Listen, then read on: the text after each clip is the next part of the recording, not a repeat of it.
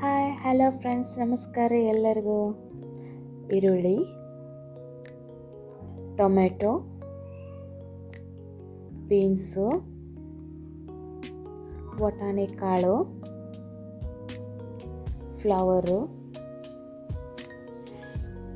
ಅಲ್ಲ ಬೆಳ್ಳುಳ್ಳಿ ಕೊತ್ತಂಬರಿ ಪೇಸ್ಟು, ಪುದೀನ, ಕೊತ್ತಂಬರಿ, ಪೊಟ್ಯಾಟೊ, ಸ್ವಲ್ಪ ಮಸಾಲ, ಮತ್ತಿಲ್ಲಿ ಸ್ವಲ್ಪ ಗರಂ ಮಸಾಲ ಮತ್ತು ಧನಿಯಾ ಪೌಡರು. ಈಗ ಇಲ್ಲಿ ನಾವು ಪ್ಲೇನ್ ಸ್ಟೀಮ್ ರೈಸನ್ನು ಹೆಂಗೆ ಮಾಡ್ಬೋದು ಅಂತ ಹೇಳ್ತೀನಿ. ಇದು 1 ತಾಸು ನೆನೆ ಇಟ್ಟಿರುವಂಥ ಬಾಸ್ಮತಿ ರೈಸು. ಈಗ ನಾನು ಇಲ್ಲಿ 1 ಗ್ಲಾಸ್ ಬಾಸ್ಮತಿ ರೈಸನ್ನು ನೆನೆ ಇಟ್ಟಿದ್ದೆ. ಸೊ ನಾ ಇದಕ್ಕೆ ಈಗ 1 ಗ್ಲಾಸಷ್ಟು ನೀರು ಹಾಕ್ಕೊಂಡು ಈ ಅಕ್ಕಿಯನ್ನು ಪ್ರಿಪೇರ್ ಮಾಡ್ಕೋತೀನಿ. ಈ ರೈಸನ್ನು ಪ್ರಿಪೇರ್ ಮಾಡೋದರಲ್ಲಿ ನಾನು ಸ್ವಲ್ಪ ಗರಂ ಮಸಾಲ ಅಂದರೆ ಪತ್ರಿ, 1-4 ಮೆಣಸು, 1-4 ಲವಂಗ, 1-2 ಚಕ್ಕೆ ಹಾಕ್ಕೊಂಡು 1 ಸ್ಪೂನು ಎಣ್ಣೆ ಹಾಕ್ಕೊಂಡು ನಾನು ಇದನ್ನು ರೈಸ್ ಇಲ್ಲಿ ಮಾಡ್ಕೋತಾ ಇದ್ದೀನಿ ರೀ.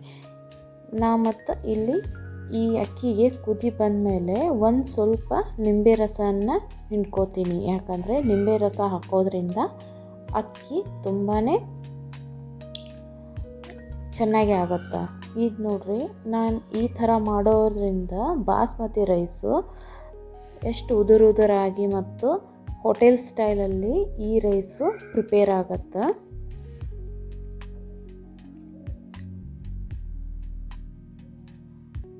ಇಷ್ಟಾದಮೇಲೆ ನಾನು ಒಂದು 5 ನಿಮಿಷ ಇದನ್ನು ಸ್ವಲ್ಪ ಮುಚ್ಚಿಟ್ಟು ತೆಗಿತೀನಿ. ನೋಡ್ರಿ, ಈ ರೈಸು ಎಷ್ಟು ಹೂವಿನಂಗೆ ಆಗೈತಿ, ಉದುರಾಗೈತಲ್ಲ. ಒಂದು ಸಲ ಟ್ರೈ ಮಾಡಿ, ಚೆನ್ನಾಗಾಗತ್ತೆ. ನೀವು ಯಾವುದೇ ಬಾಸ್ಮತಿ ರೈಸಿಂದ ಐಟಮ್ ಮಾಡೋದಿದ್ರು ಈ ಥರ ರೈಸು ಮಾಡ್ಕೊರಿ. ಈಗ ನಾನು ಒಂದು ಪ್ಯಾನ್ನಲ್ಲಿ 1 ಸ್ಪೂನ್ ಆಯಿಲು, 1 ಸ್ಪೂನು ತುಪ್ಪ ಒಗ್ಗರಣೆಗೆ ಅಂತ ಹಾಕ್ಕೊಂಡಿದ್ದೀನಿ. ನಾನಿಲ್ಲಿ 2 ಈರುಳ್ಳಿಯನ್ನು ಈ ಥರ ಕಟ್ ಮಾಡ್ಕೊಂಡಿದ್ದೀನಿ ರೀ. ಈಗ ಇದನ್ನು ಸ್ವಲ್ಪ ಕೆಂಪಗಾಗೋವರೆಗೂ ನಾನು ಎಣ್ಣೆಯಲ್ಲಿ ಫ್ರೈ ಮಾಡ್ಕೊತೀನಿ.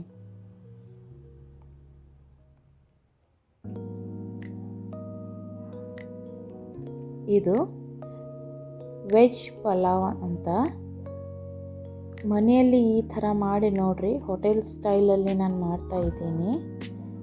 ರೆಸ್ಟೋರೆಂಟ್ನಲ್ಲಿ ತಿಂದಂಗೆ ಇರುತ್ತೆ.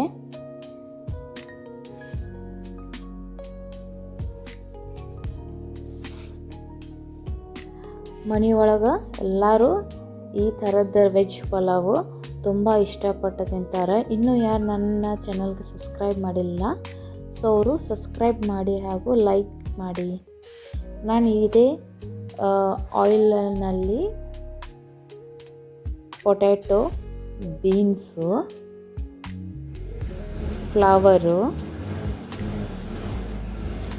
ಕುಚ್ಕೊಂಡಿರುವಂಥ ವಟಾಣಿ ಮತ್ತು ಸ್ವಲ್ಪ ಪುದೀನ ಇವೆಲ್ಲವನ್ನು ಚೆನ್ನಾಗಿ ಎಣ್ಣೆಯಲ್ಲಿ ನಾನು ಫ್ರೈ ಮಾಡ್ಕೊತೀನಿ ರೀ. ಇದೆಲ್ಲ ನಾನು ಕುಚ್ಕೊಂಡು ತೆಗೆದಿಲ್ಲ, ವಟಾಣಿ ಅಷ್ಟೇ ನಾನು ಕುಚ್ಕೊಂಡು ತೆಗೆದಿರುವಂಥದ್ದು. ಉಳ್ಕಿದ್ದೆಲ್ಲ ನಾನು ಈಗ ಎಣ್ಣೆಯಲ್ಲೇ ಫ್ರೈ ಮಾಡ್ಕೊತೀನಿ.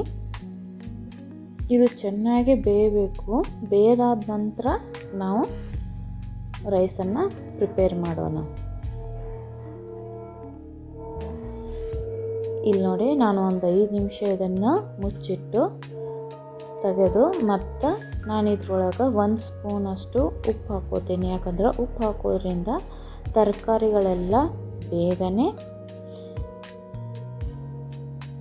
ಬೇಯ್ತಾವ್ರಿ.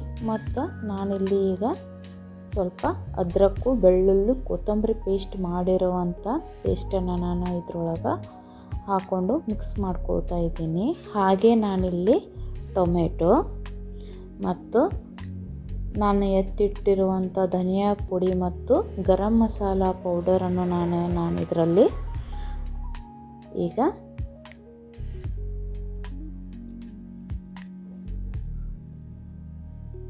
ಮಸಾಲೆ ಪೌಡರನ್ನು ನಾನೀಗ ಇಲ್ಲಿ ಮಿಕ್ಸ್ ಮಾಡ್ಕೋತೀನಿ.